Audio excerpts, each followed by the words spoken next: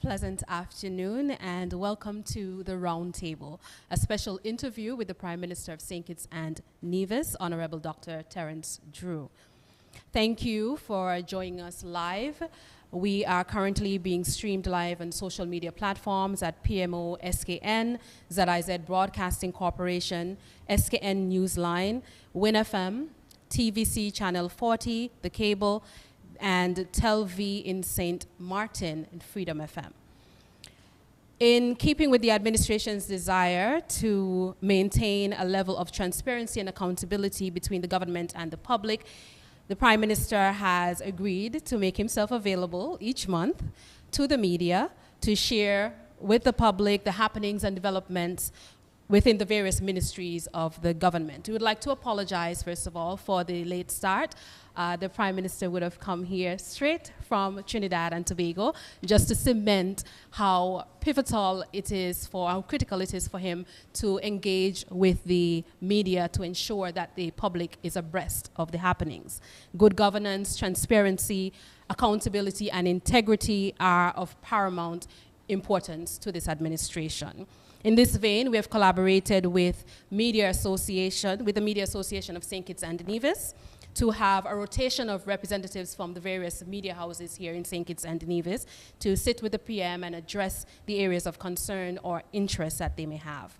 With us today, we have Mr. Devon Cornelius of WinFM, Mr. Jason Davis of ZIZ Broadcasting Corporation, and Mr. Glenn Batt of SKN Newsline. Unfortunately, the observer was unable to attend today. And I would like to thank you all for coming out. As usual, you will state your names and the media houses that you represent before posing your questions. You can ask 2 questions at a time to allow the Prime Minister to respond accordingly. I'll hand over to Prime Minister Honorable Dr. Terrance Drew at this point to give his opening remarks before we engage the media. Thank you very much, Madam of Ceremonies. I want to really say that I am always thankful when I have the opportunity to speak to our people, albeit through the media today. I think it's important, as was said in the opening, that we maintain a good communication with our people dealing with the issues that are affecting our federation. As you are aware, I recently traveled to Washington, D.C. for the World Bank IMF spring meetings, my first spring meetings, and I thought it was extremely necessary for me as the Prime Minister and the Minister of Finance to attend. While there, I scheduled and met with various nationals. I actually had a town hall meeting with the nationals in Washington, D.C., and I also participated in a walk, an annual walk day in Washington, D.C., which took place throughout the mall day in Washington, D.C., and had the opportunity to visit the African American Museum, which was quite an exhilarating visit, a visit that I would really recommend for our people to do if they happen to be in the Washington, D.C. area. I also, while traveling, went from Washington, D.C., went down to Trinidad and Tobago for the regional symposium, which was held under the theme Violence as a Public Health Issue, the Crime Challenge. This was hosted by the Prime Minister of Trinidad and Tobago, Prime Minister Rowley, and the various heads of CARICOM were invited. I'll speak more to that as we go further into this interaction. So on Wednesday, I attended a meeting with Acting Director, Mr. Nigel Chalk of Western Hemisphere Department of the IMF, which included Caribbean Ministers of Finance and Central Bank Governors.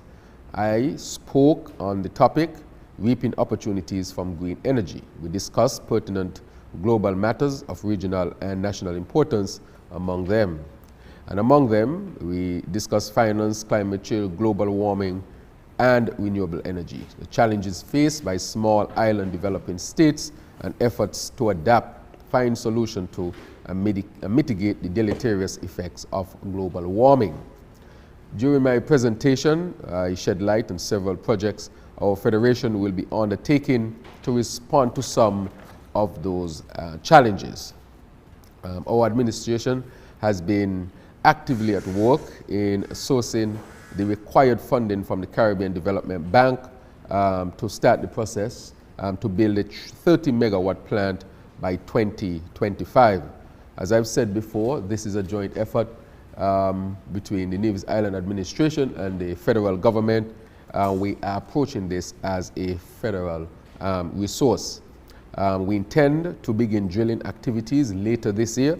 In talking to the CDB, we hope to begin by summer, and we are enthusiastic about the prospect of accomplishing our objective of complete energy independence, even as we acknowledge the present domestic demand of 28 megawatts of power here on St. Kitts and the potential for an additional supply to be provided by other renewable sources. To further demonstrate our innovative thrust, we are investigating the possibility of exporting geothermal energy to other islands, which will greatly enhance our prospects for economic growth and sustainability, part of our thrust of creating energy as a sector. This underscores the vision that we hold, and the strong commitment which I gave during my budget address in December to transform St. Kitts and Nevis into a sustainable island state. Now, with respect to the diaspora meeting, I had a very fruitful and productive diaspora meeting, as I would have mentioned to our people who are living in the United States. It is a high priority of mine to engage with nationals whenever I can. And as I said, it is important that we do this not just when we think elections are approaching, but to keep our diaspora engaged so that they can be a fundamental part of nation building. I think that meeting was very fruitful, and we will of course collect the names of our people and how they can contribute to nation building here, even though they are abroad. The diaspora secretariat, which is being put together in a more robust way, will be part of that process, a fundamental part of that process. We all have to work together to achieve the agenda of transforming our nation into a sustainable island state. And then the last part of my visit was the regional symposium, as I've said, dealing with violence, not just crime, but violence from a public health perspective, which took place in Trinidad. It has become evident that an evidence-based approach is needed to tackle the crime and violence challenge here in the Caribbean region. In my presentation, I made mention of Marcus Garvey, an outstanding political activist who once said, "Man is a product of his mind." In other words, in reference to violence, it can be said that violence is a learned behavior. However, as a medical doctor, I tend to seek for evidence analyzing data. I tend to look at research. It is ingrained within me and I believe, and what is learned can be unlearned. If there is a definition of the issue, an early application of best practice interventions, and I've said before, this must be based on science and evidence. And therefore, I feel hopeful that the crime and violence situation within the Caribbean can be addressed effectively with proper analysis of the evidence and data that has been collated over the years, and in doing so, coming up with solutions which are already out there. And I've said that we need the political will, not only as a nation, where we will, of course, exhibit that will to implement what is necessary to deal with violence and crime. But across the region, it is obvious and imperative that we work together so that we can share resources, experience, and so forth, so that all of us can tackle this issue that is affecting the whole of the Caribbean region. I would say that the Caribbean region is identified as one of the most violent places on earth. However, I am hopeful again because evidence shows that we can really tackle this issue, and we have decided together to tackle it. I must point out that Dr. Isben Williams, who is a psychiatrist from St. Kitts and Nevis, gave the keynote address at this symposium. And I want to applaud him for doing an excellent job, and his research over the years, of course, really was in dealing with crime and violence from a public health standpoint, evidence-based, and I think he is now being recognized that he has, I would say, some of the answers to deal with this issue. So the increasing acceptance within the public health community of the importance of behavioral factors in the etiology and prevention of disease encourage public health professionals to believe that they could likewise overcome the same behavioral challenges underlying interpersonal violence and suicidal behavior. He went on to say, I also believe that a similar approach can be taken to address the issue of crime and violence.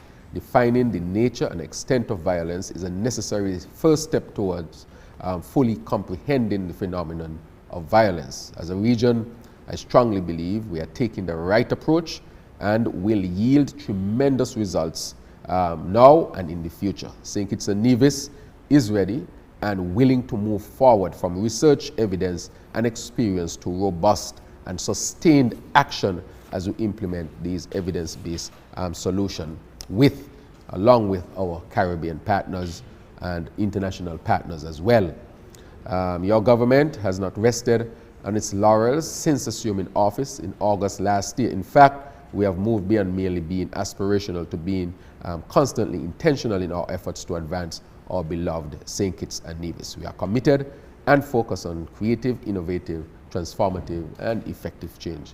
And I want to thank you, of course, for allowing me the opportunity to make that opening statement. And I will now have a dialogue with members of the press so that we can delve deeper into some of the issues that I would have outlined here, and to expound more on the essence of my trip and how this trip would positively impact our Federation of St. Kitts and Nevis. So I want to thank the media for your patience and waiting for me. You know, regional travel is a challenge, as we know. But I'm here, and I think we can start the dialogue. Thank you, Mr. Prime Minister Hon Cornelius. As you made mention of the World Bank IMF spring meetings, the IMF said that Caribbean economies are heavily dependent on revenue from CBA programs. What is your administration doing to cut back on the amount we spend from said program to support the economy? Thank you. I want to thank you very much, Mr. Cornelius, for that question, because that is one of the things that I travel to discuss with the IMF and also discuss with the World Bank when it comes to the economies, our economy specifically, and economies of small island states. As you know, during the pandemic, other areas of the economy would have contracted. I also am of the very firm belief that the position taken by the former administration in relying so heavily on one sector, in the sense that we would have learned over the years that when we were heavily dependent on tourism, we sought to develop other sectors so that we can have a diversified economy. And the issue is that during that time, we saw the contraction of multiple areas within the economy. For example, manufacturing, as a number of the factories closed down. Travel, tourism was even punished as well, because we know that St. Kitts and Nevis was kept locked down up to August 7th when we made the scientific decision to lift the restrictions and open up the economy. We could have done this since in April, May. And because we didn't do that, St. Kitts Nevis has the slowest recovery of the tourism sector within the OECS. This, of course, has implications, serious implications. When you have unnecessary restrictions that are just based on political grounds and not based on scientific grounds and are not kept to protect the people, these are the kind of consequences that you have. And that translates into tens of millions of dollars. Money that could have been used, for example, other social programs. But instead of that, tourism was kept stifled. The manufacturing sector started to dwindle. Agriculture, as we know, we heard then that the boats were coming. And other areas within the economy suffered as a result. And so we were almost going back to what we call the monocrop days when sugar was king. We're almost making CBI king. Of course, CBI is a good sector. We have done a lot since we got into office to protect it. I will speak further to that as time goes by. But this is what they're saying to me and to us, that we had become too dependent. In seeing that, that is why we opened up the economy so quickly.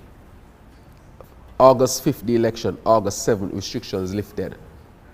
Minister of Tourism traveling to quickly meet with those stakeholders, cruise ship, interregional airlines, hoteliers and others saying St. Kitts is open, please come to St. Kitts.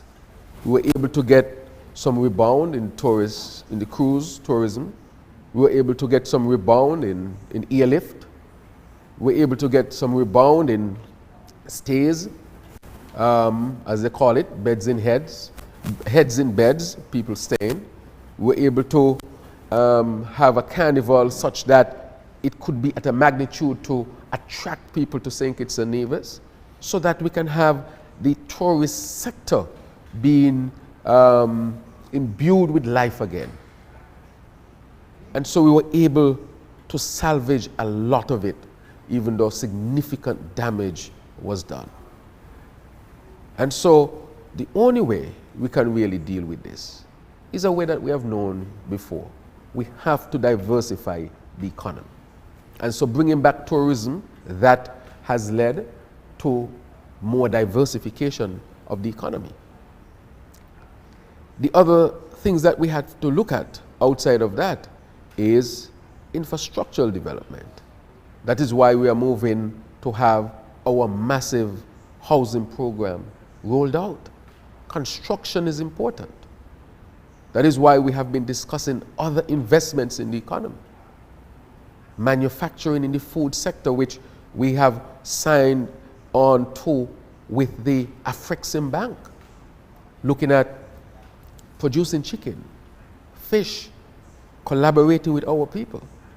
As I talk today, investors into the chicken industry will be coming in, and that will help to even boost our own local people. So we have been pursuing a number of projects which we are going to launch. The road project in St. Peter's, the Plainfield in Connery.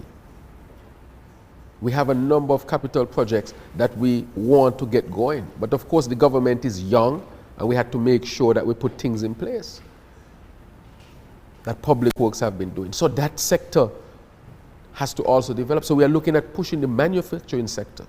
We are looking at pushing agriculture. We are looking at tourism and entertainment and the orange economy.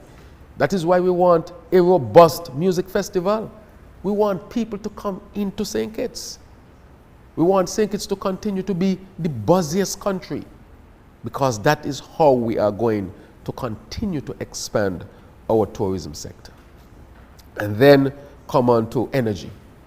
And that is why we are pursuing geothermal so aggressively, solar energy so aggressively, because we believe we have the opportunity to create energy as a sector, or at the very least, cut down on the subsidies through a more reasonable cost energy source. Right now, it's costing the government about $9 to $10 million per month.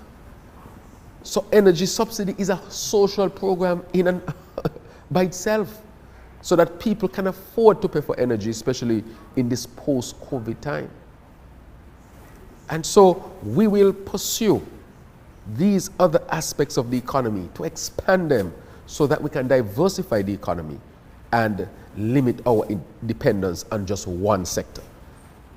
And we think that we are on the right path to doing that. We have discussed this vigorously with the World Bank, the IMF, and so forth. And we will see a number of things continue to take place. So I'm pleased with the result that we have seen thus far from tourism, albeit we are lagging behind. I'm also pleased that we have investors coming in looking at the manufacturing sector, including agriculture as well. Also happy that we are looking at energy as a sector and really pushing to have a renewable energy source. And then the construction sector or the infrastructural sector, where we are now dealing with getting ready to push out our housing program and a number of other capital projects that we have on the books, which will be rolled out as well. So the answer to that question, as I've said, is really to diversify the economy, and we have started to put things in place to do that. Jason Davis, Verizon Broadcasting Corporation. With respect to the symposium in Trinidad and Tobago on violence as a public health issue, I know there, as you mentioned before, there was a need for an evidence-based approach in order to address it. Now, can you speak to specifics as to what could and may be done in the Federation to address the recent upsurge in crime here? Right. Thank you very much. I would say from the recent upsurge, I just say it's a Caribbean phenomenon. There are a number of factors that are contributing to this phenomenon in the Caribbean presently. One is the opening up of the country. When you're locked down and have restrictions, it restricts everything. And that in itself is a measure. So lifting the restriction is, of course, can be a risk factor for an upsurge, as the other Caribbean countries would have seen as well. That's one. And so we know that post-COVID that happened. In doing so, though, I want to say that the security forces have responded positively and to some extent proactively as well. And they have put into place Operation Reassurance. And I want to thank the Commissioner of Police, Commissioner Sutton, and of course the Commander of the Defense Force, Comrie, who have been working closely together along with the other agencies to ensure that we have a systematic approach to deal with the current situation. And I think that the approach is yielding results. That's one. Now, in dealing with violence, and not just crime, but violence, the statistics show, and Dr. Isben Williams, who is a psychiatrist here, has been studying this issue. And he has long been saying in the Caribbean that we are not dealing with the root cause of violence effectively. And interestingly enough, he and Prime Minister Rowley are good friends, and they were in UE together. And for years, as Rowley explained, Dr. Isben Williams has been saying to the Caribbean, unless you take this type of scientific approach, the Caribbean will not be able to arrest this situation. And he's been saying it for many years, maybe decades. And he said at some point, as Rowley expressed, that Dr. Williams would have said to him, this will force you all together at some point in history. And so we came together because the whole Caribbean is affected. And so, based on the evidence, it is shown what is taking place from a scientific standpoint. I've read something here that Marcus Garvey said here in St. Kitts in 1937, 2 years after the Buckley's uprising, that a man is the product of his mind. He recognized very quickly that if there are issues of the mind, there will be issues in the society. What is looking at this from a public health standpoint is getting the scientific data. We know that persons who tend to move on to commit crime or violence, commit violent acts, are persons who very early in their childhood would have suffered trauma. Trauma through violence in the home, physical, verbal, sexual. And these damaged small minds, if they are not given the opportunity to heal, a damaged mind or a traumatized child, as was said at the forum, becomes a dangerous adult. And this was said by a psychiatrist from Bahamas, a leading psychiatrist. A damaged child becomes a dangerous adult. And so the evidence has shown that if you intervene early with a number of evidence-based approaches, you can really solve the problem. I said in my speech, if you would have listened to it, that I was very hopeful because as a medical doctor, I look at the data and the data has a lot of hope and the solutions are there as well. And so this is not a problem that we don't know about. This is not a problem that we don't have solutions for. And we have one of the leading experts in the Caribbean right here, Dr. Isben Williams. And let me tell you what I'm going to do.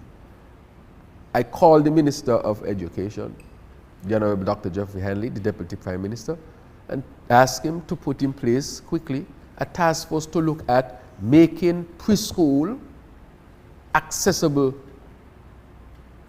for all of our preschoolers.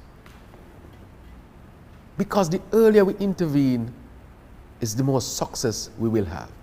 And also to look at child care for children who are not yet preschool age but need to have the opportunity to be in a wholesome environment.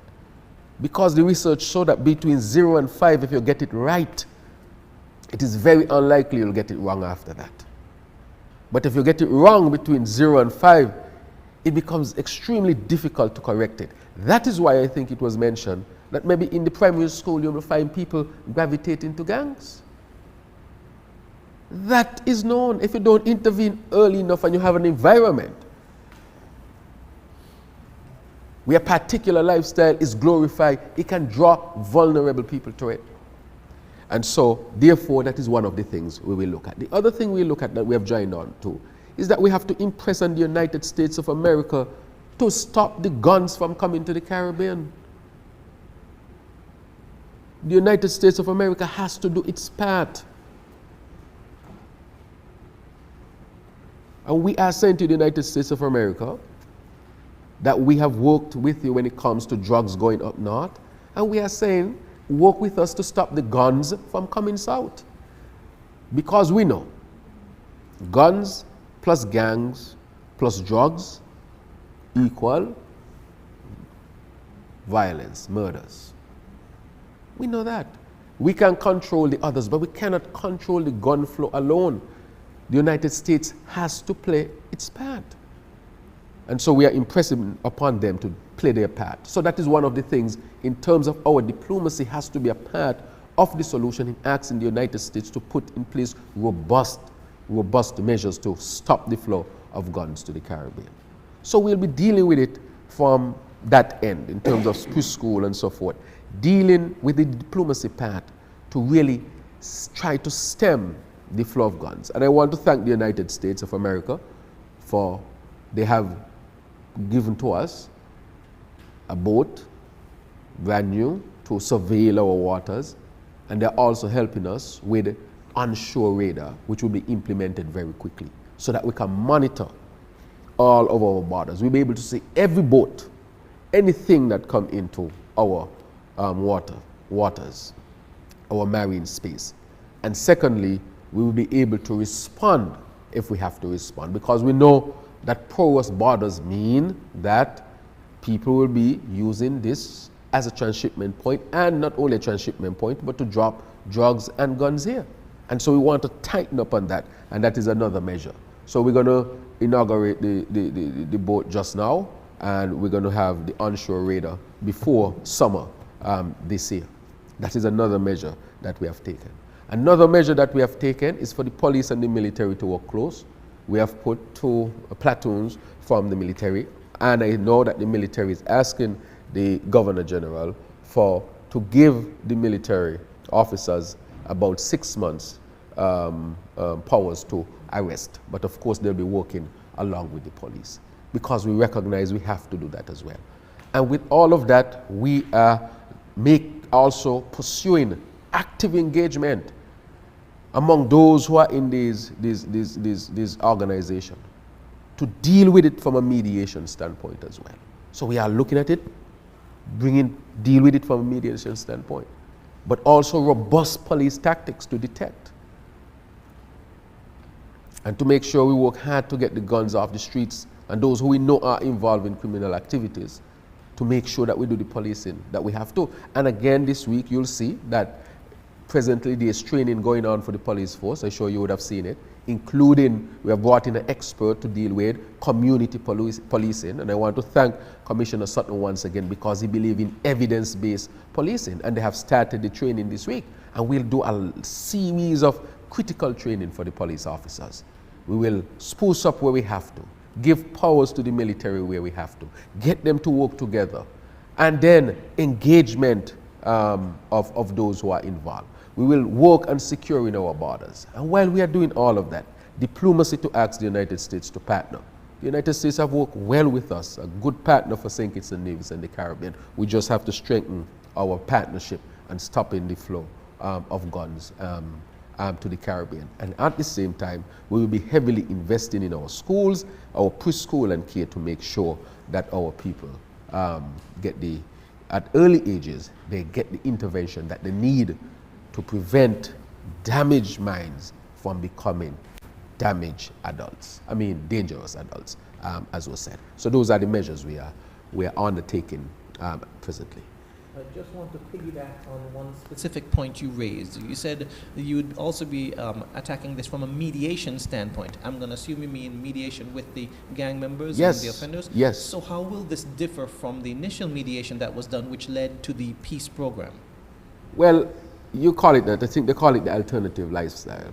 Yes. I've spoken to that program before, that at some point the men came together and decided they wanted to end the violence.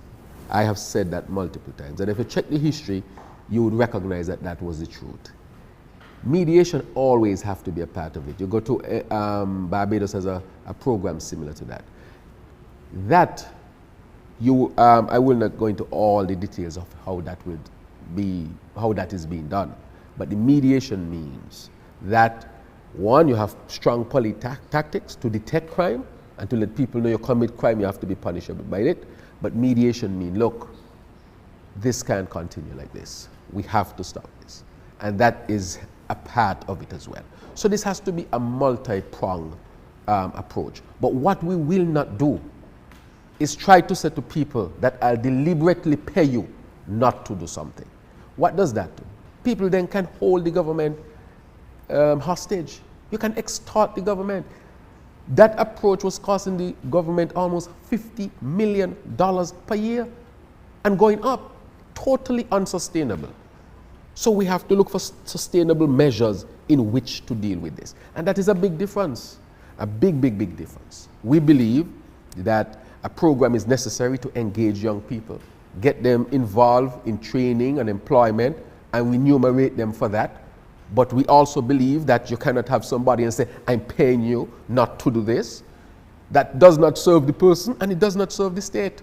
$50-something million we head into. That is totally unsustainable. We have sustainable scientific ways in which we can approach this problem. So that is a big difference. The unsustainability of what was taking place. And we have the proof. We have the money. We're talking millions upon millions upon millions. But we can continue to give young people opportunities in sustained ways that will benefit both the young person and the society. And so we can see positive results. And so there's some revamping of that, which we'll speak about based on evidence. And we'll be speaking about that approach very shortly, I will say, within the next month, because we're in the process of putting the full program together. Just to follow up on the symposium. Yes. Coming out of that symposium, is there any formal agreement or structures that are to follow with regards to addressing those issues you've talked about? Right, very good. Yes, we are putting out, the CARICOM is supposed to release today, the communique. And the communique will speak to a number of critical. I wouldn't speak to the matters of the communique yet, until the communique comes out. So that will be the official statement from the CARICOM. So I wouldn't preempt it. But you'll have other opportunities to ask me about it. And once you follow CARICOM, you should get that before the day is done. And then we can further discuss them. So I'll give CARICOM the opportunity to first present its communique in an official way, and then the discussion can ensue subsequently. However, I would say that yes, we have come up with a number of common things that we'll do. Why? CARICOM has 3 fundamental pillars, and we are adding the 4th one, which is this one, right? And that is the prominence that we are giving it. When that is done like that, it means that CARICOM now would be asked to come up with action plans. With action plans, of course, implementation. But outside of that, to get the funding necessary. Just like how we have done across the region with other type of program. For example, HIV/AIDS was not handled by one country, was handled by CARICOM, and it's a huge success. NCDs, non-communicable chronic diseases, is now being attacked from a CARICOM level, and the resources flowing into the CARICOM is helping each country. And we are saying if we have been successful dealing with critical matters that affect all of us across the CARICOM, why is it that violence is an issue that is affecting all of us? Why not come together and come up with common sense policies, scientific based policies, and get the resources to implement measures to deal with it? So I'm very, very hopeful, and so you'll see a number of those things come out in the communique, and then we can discuss further. Now, in your capacity as Minister of National Security, are immigration policies in St. Kitts and Nevis too lax or too relaxed? Because there are some people who claim that there are persons who are entering the country who should not be allowed to enter.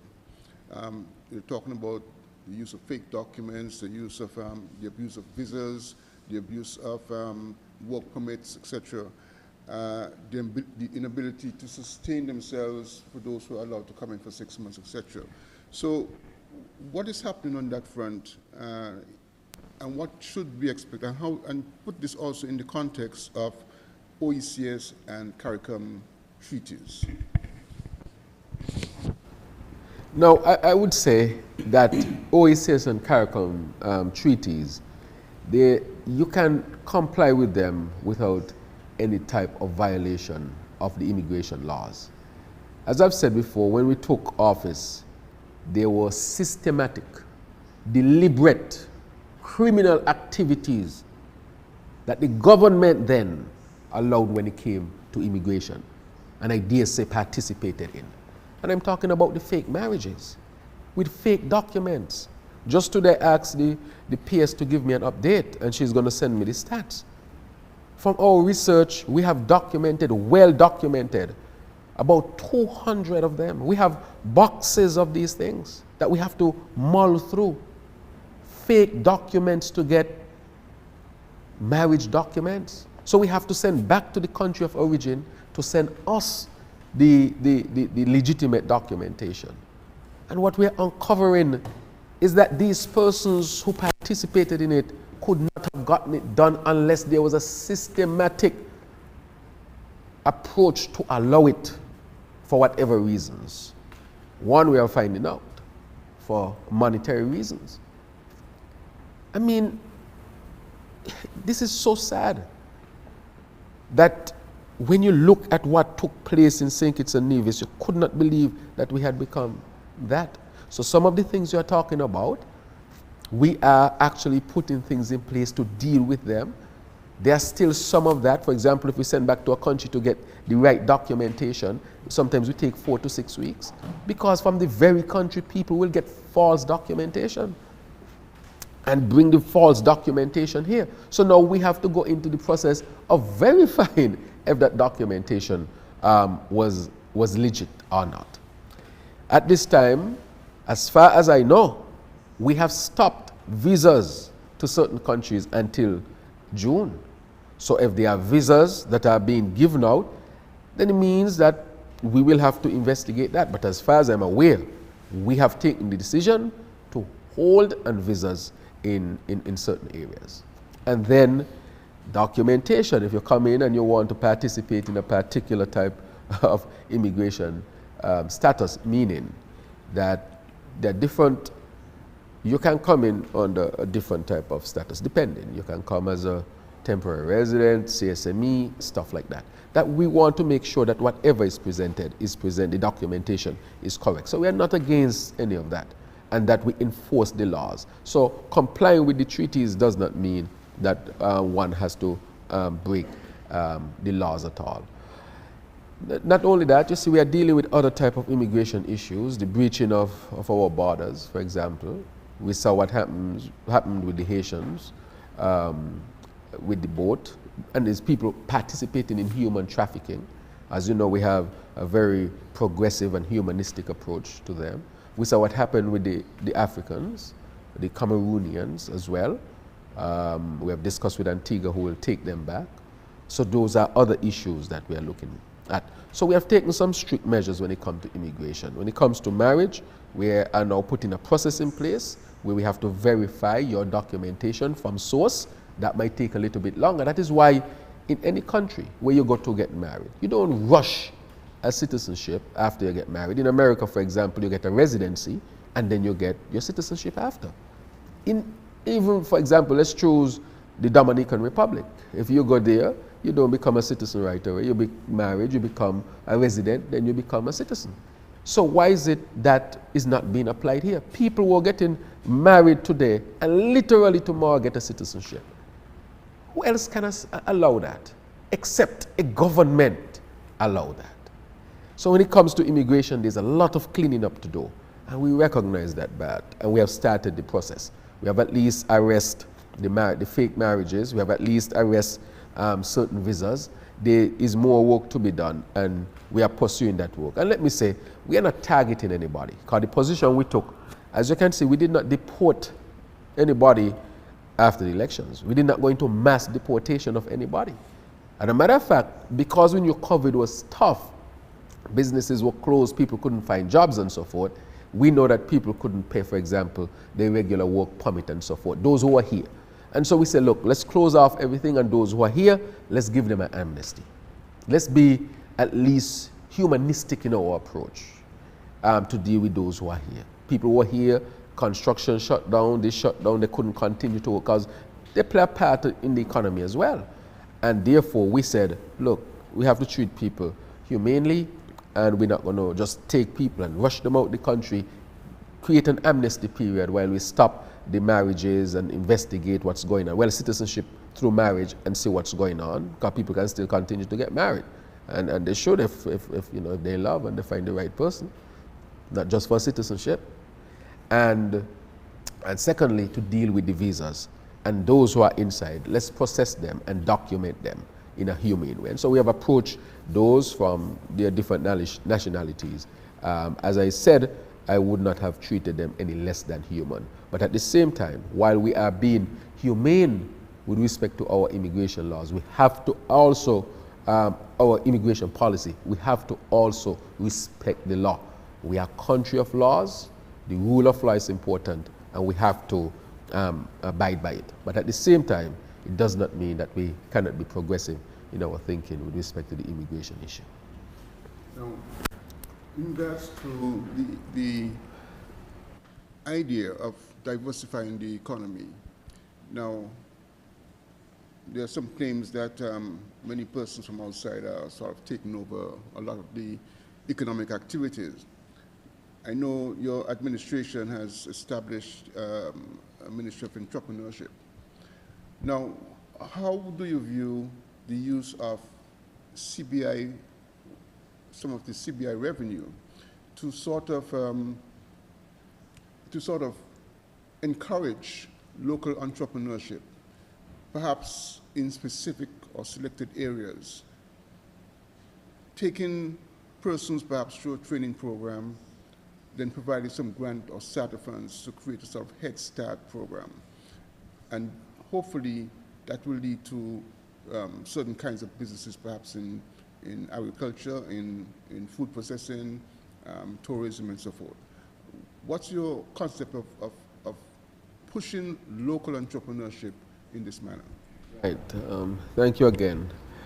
As you know, we have a ministry of small business because in diversifying the economy, we think that entrepreneurship and small business ownership has to be a part of it as well.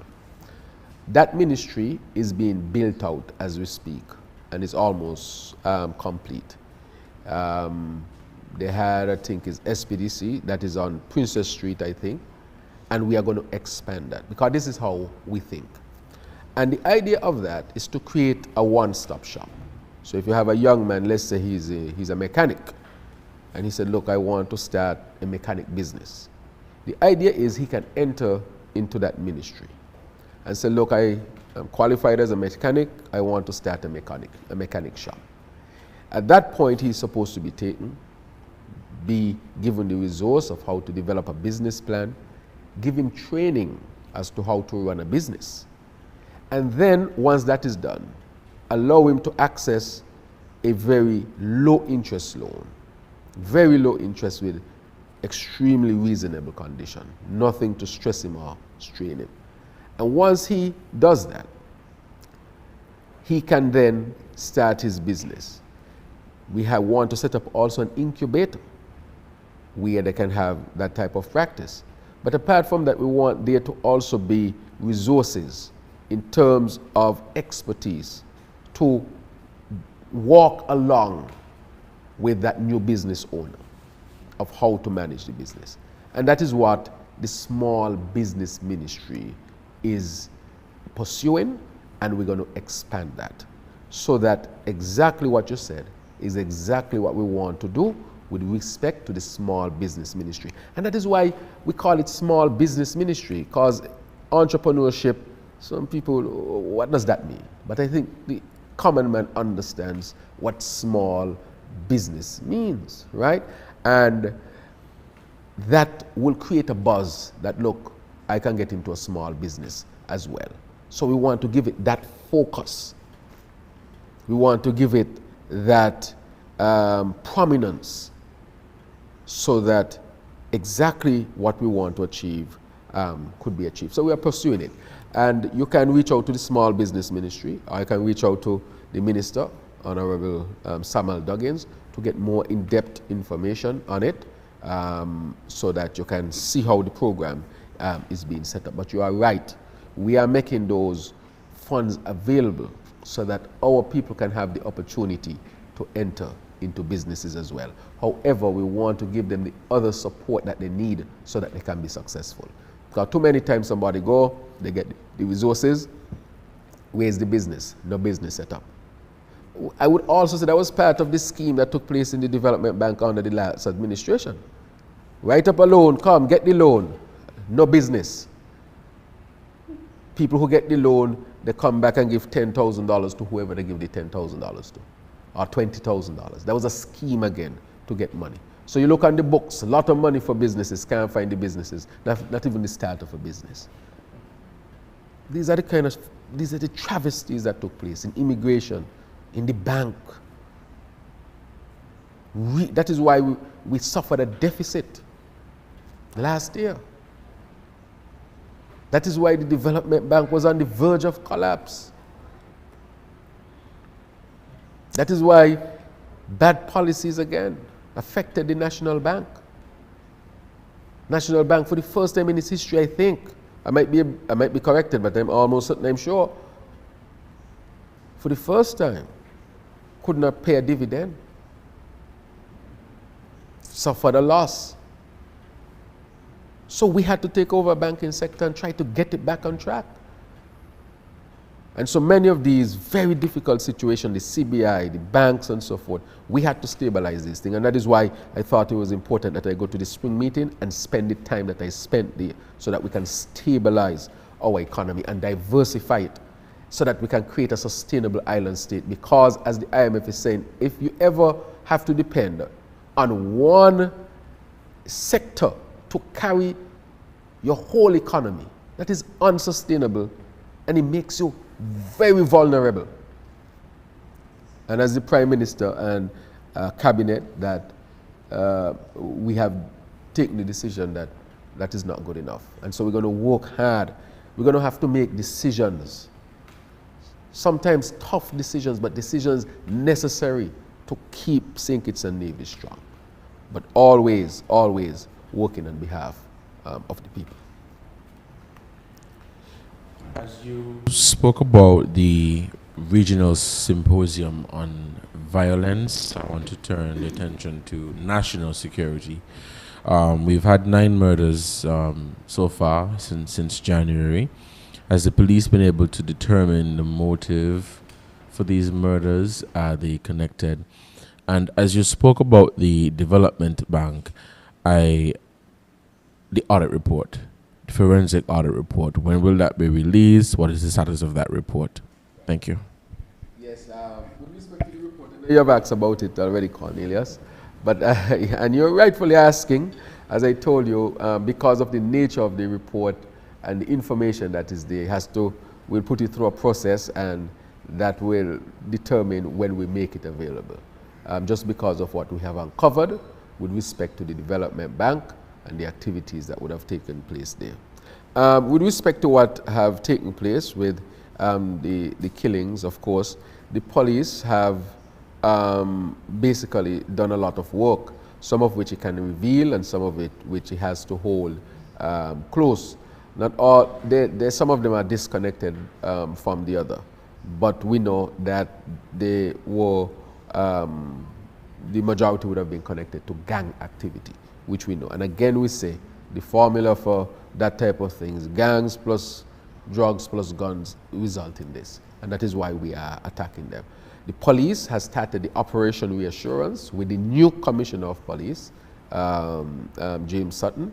And I think that, we should give him an opportunity really to implement his program and to get to see the results of it. And I think he is having some level of success. Of course, it would be a difficult path ahead with many challenges, but he is taking an evidence-based approach, which is good. So they have gotten information and they are pursuing leads and so forth. I will not speak directly to the evidence and exactly what the police is doing in specifics, except to say that they have done work, that they have gotten evidence. I will say that as such. I will say that as such. And I would leave it up to the police to determine how much they can reveal at this time so that it doesn't compromise any of the work that they are presently doing.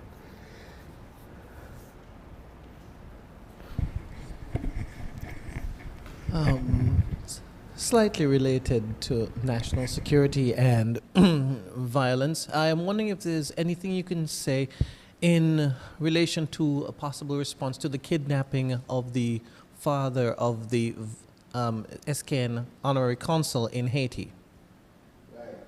Yes, thank you very much. We did receive the report sometime late last week about the kidnapping of the father of the honorary consul. We know that the situation in Haiti in terms of security is in a very precarious situation right now. We know that. We know that the CARICOM would have met multiple times to discuss how to shore up Haiti. Even this week while we were there, Haiti came up on the agenda again, and they're taking it as far, I think, to the United Nations and so forth. What I would say with respect to that, we have gotten the report. We have gotten the report that he was kidnapped, that We have not gotten any other report that he has been, any harm, physical harm would have come to him. What I would say is that information is very sketchy because of the security system, security situation in Haiti. The formal media that are used to transmit information, those are basically broken down. So we are still waiting information. As a matter of fact, I would say the foreign minister reported to me that he initially received the information via WhatsApp. Just to show you how the situation in Haiti is. There is hardly any institution that we can really call and get some, confirmed, reliable information on it. So we are hoping for the best outcome, of course.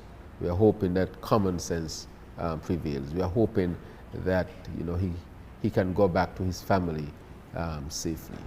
That is our hope for him at this particular time. But as far as information, that is what we have received as far. So are there any plans to possibly intervene? Well, it depends. Well, intervene meaning dialoguing with other countries, other persons to determine how much we can help. We are dialoguing through the foreign ministry, and we'll continue to dialogue with who we can dialogue with. I don't know what you mean, intervene. I don't know about sending military support or actually having a presence there.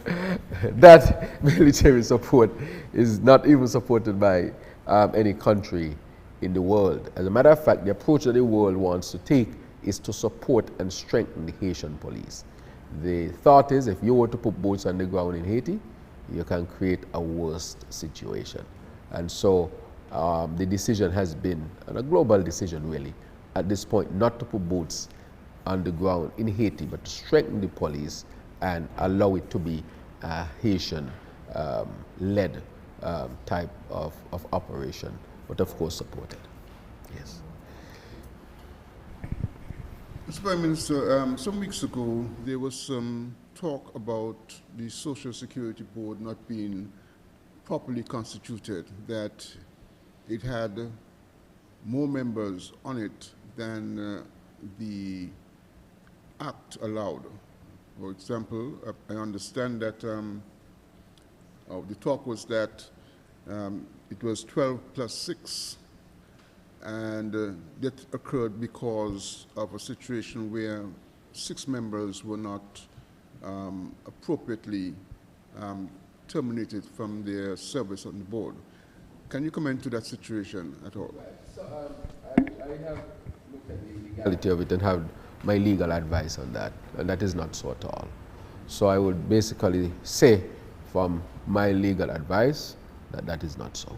Okay? All right. All right. On the matter of the graduate loans to students. Yes. One person have contacted us and asked whether or not existing students are being accommodated under the scheme. Right. So the first thing we did, as a means to remove as much barriers from education. Education at the start of life and education later in life, post high school. We have made college tuition. We have eliminated college tuition. So any child in St. Kitts who is qualified to go to college will be able to go to college. That we have done. And that is costing us a few $1 million per year. But that is critical that our people have access. The other thing that we are seeking to do is to make more scholarships available so that more of our people can go overseas. And then the next thing we have done is the graduate finance program through the Development Bank, where we have brought student loans to the lowest percentage ever at 5% for all, for those who apply. And secondly, that you start paying back the loan 4 years, 3 months later, if you so wish. 4 years, 3 months later. And during the time you get the loan, and up to 4 years, 3 months later, there will be no interest accumulated. In the past, people would accumulate up to $15,000, sometimes more, of interest. So let's go, you get a child who come from a family where the parents can't afford it. You know, financial resources are tight. Like, for example, I was in that situation. And let's say the child wants to go to university, let's say UE, and they want to go for a student loan. But the parents don't have anything to, the parents can't afford to pay interest while the child is away. The child can go, get a low interest student loan, and decide to pay back after he or she would have completed his or her studies. That would have saved them at least $15,000 in accumulated interest. So that child doesn't have to worry about who is paying the interest while he or she is away studying. And so that is a game changer, a paradigm shift.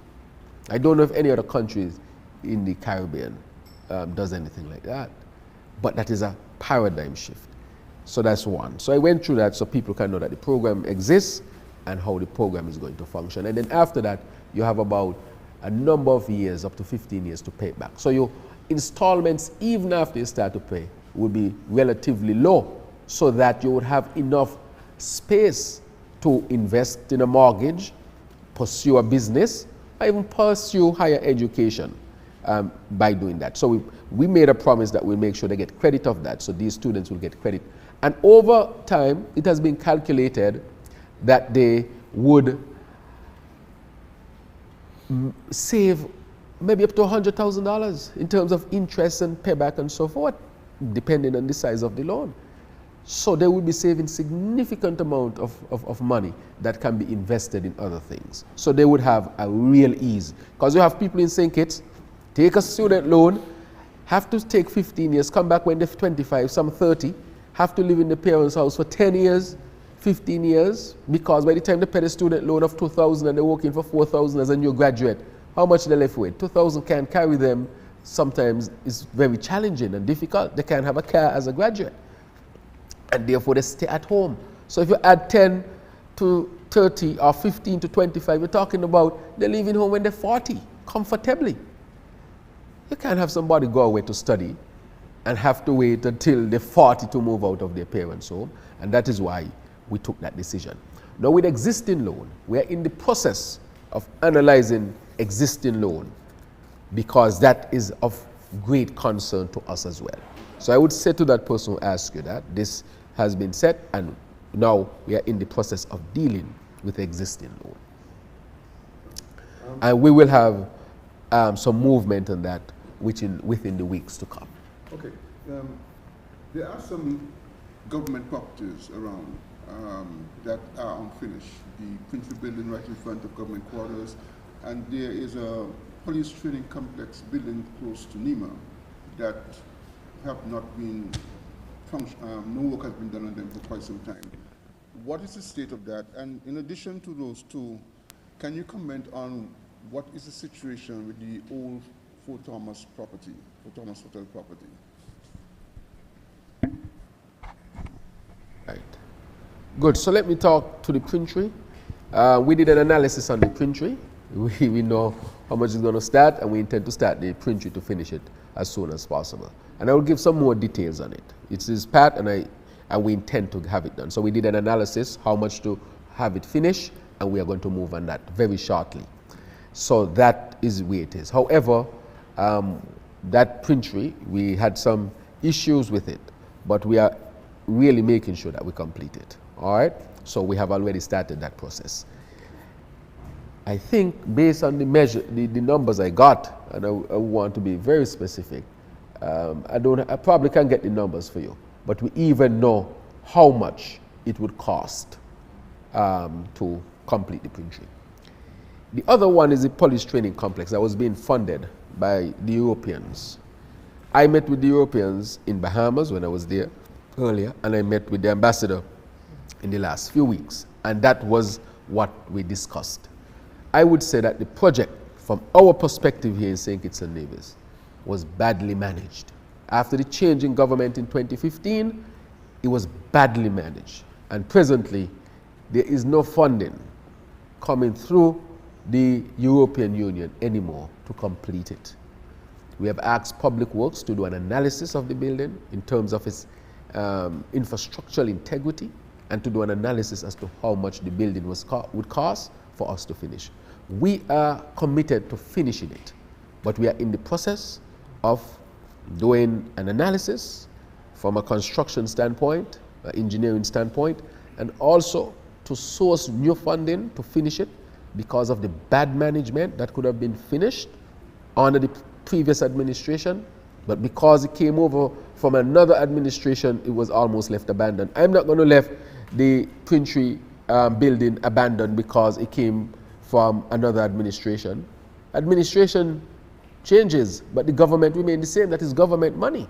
You can't allow government money or governments who are partnering with us on a number of critical issues, that those things be abandoned because there's a change in administration. And so we are going to complete that. And so that is what we are doing with the police training complex. We are very, very disappointed with what was done. The Europeans, the resources should have been managed better. We should have taken it more seriously. And this has set us back when we should be well ahead. So that was badly managed as well. When it comes to the Fort Thomas Hotel that we are looking at, as you know, the issue with it is that you don't have one owner. You have different people who are involved in that. A number of persons have expressed interest in the Fort Thomas Hotel in terms of developing the Fort Thomas Hotel as a major project to be done. We know there are some issues with the undermining of the land that is there. But the government, the Printry, we have made a decision. The police complex, we have made a final decision. We have not made a final decision on the Fort Thomas as yet, but we are pursuing that. And when we do that, in all openness and transparency, we would love to relate that information. Again, we have just taken up the issue within the last 7 months. The other two issues were very critical and almost urgent, the Printry building and the building next to NEMA, and that is why we move very aggressively on them. While we are looking at the Fort Thomas Hotel, and we have persons who are expressing interest as well. But we have not made a final determination as to what would become of the Fort Thomas Hotel. The prison project. What is the status of that project? Is there any activity happening there? Can you tell us about the contract that was entered into from the last administration? Essentially, what's going on there? Well, the prison project, as you know, was part of the CBI project that was done heavily with contracts and so forth. So, you know, it's hard to get out of those type of things. And so, therefore, what we are seeking to do is to make sure that the resources that would have been allotted to get it done, that the resources are there. That is what we are pursuing at this particular time. To tell you that we'll end the contract and abandon it, I will not say that. But we'll make sure that whatever was supposed to be derived from it for our country, that we should derive that. Right. Any work is happening there as it is right now? Well, there might be minor things being done, nothing heavily, but we are getting to the bottom of it. We will not say that it has to be abandoned either, just because it came from a previous administration. We know that there are critical issues surrounding it, but as I said, administration changes, but the government continues, and we have to protect the resources of the government. Okay? All right.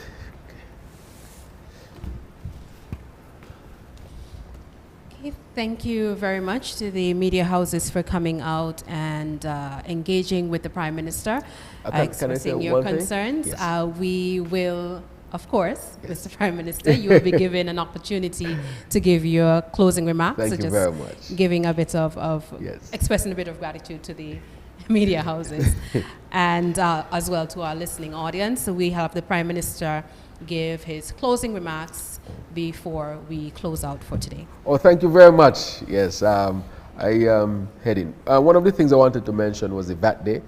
I know our citizens look forward to VAT Days. The VAT Day is scheduled to be the 28th of this month. We had promised that we'll give 3 VAT Days, and we are committed to that. We are also looking for any opportunity that presents itself for us to reduce taxes. And we have not taken those things off the table. We are a very young administration, there's 7 months, and we are looking at that. But we want to make sure, just as we have done with the student finance program, the VAT days were also a promise that we gave to our people, and it makes sense as well to have those opportunities, increase economic activity, give the people at ease, especially during these post-COVID times. So, I just wanted to highlight that to our people as well. I wanted to mention with respect to health, I see every time there's an issue, but people try to make issues out of every little thing. Quite interesting. If a common pit and drop at the hospital, it's an issue. What we have been doing there, we have done a number of things. We are going to resume very shortly eye surgery. As you know, with the previous administration, the machines had broken down. They had not purchased the machines again. We purchased the machines for eye surgery, and we are supposed to restart in the next couple of weeks. We have bought the major machine. It cost us hundreds of thousands of dollars. We have now bought the other smaller pieces, which are supposed to arrive today, plus the type of medication to be used, and the main ophthalmologist should be back to work today. So in quick order, we should be back to operating at the hospital. Again, we're not doing cataract surgeries in the Federation. The hospital was the main hub, and we hope to. So there are people who are blind presently because of that issue at the hospital. So tell them, talk about that. I've also procured new dialysis machines because at the hospital we needed new dialysis machines. As you know, when we got there, we thought that there was not enough. As a medical doctor, I know that. And so we have procured. And so when they come in, I'll give the names and so forth of those who would have sourced them for us and so forth, the dialysis machines. We presently have issues with a lot of equipment at the hospital. It's as if the equipment were totally abandoned. We have problems with the anesthesiology equipment in the theater. We have problems with the cabinet that were mixing the chemotherapeutic drug. We have problems with making sure that the blood bank can take blood almost at any time. In every aspect of the hospital, there's a problem that was left to be dealt with.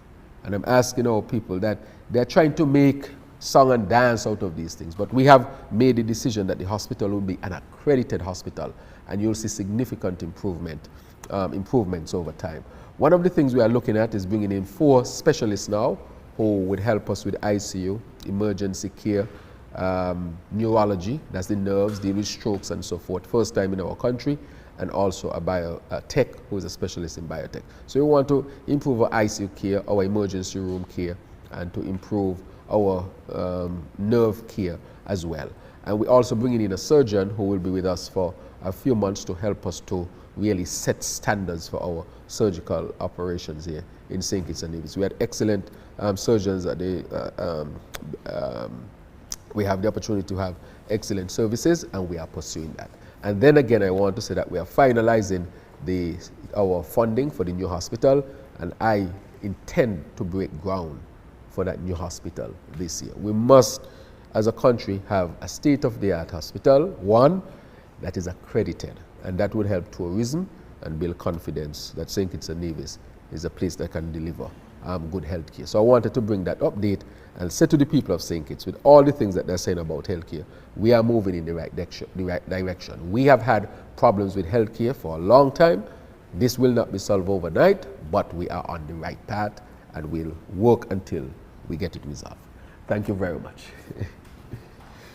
Thank you, Prime Minister, for taking the time out to engage with the media as always and keeping the public abreast of the issues and developments, updating us on your recent travels and the plans for the socio-economic and financial transformation of our Federation, St. Kitts and Nevis, towards a sustainable island state. We appreciate you coming out with us, and we appreciate you, the listening public, as well, for tuning in.